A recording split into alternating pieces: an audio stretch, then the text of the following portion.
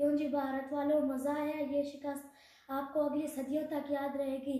आपको मिर्चें तो अभी भी लगी रही होंगी। क्राउड में जितना स्टेडियम में जितना क्राउड था वो उसी वक्त ही रोने लगा था जब इंग्लैंड की बैटिंग आई और जोस बटलर और एलेक्स हिल के जब उन्होंने छक्के देखे तो क्राउड उसी वक्त ही रोना शुरू हो गया था। इंडिया की डेढ़ आबादी अभी सदमे में है, इतना रो रही है कि जिंदगी भर याद रखेंगे। ये शिकस्त इंडिया को सदियों तक याद रहेगी। इंडिया कभी भी सेमीफाइनल में आने की कोशिश तक ना करेगा।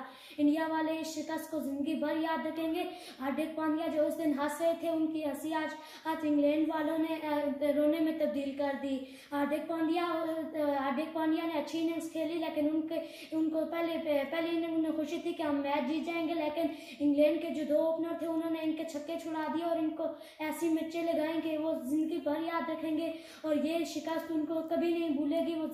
वो किसी भी अगर T20 हो, वनडे हो, टेस्ट चैंपियनशिप हो, वो कभी भी सेमीफाइनल में आने की कोशिश तक ना करेंगे।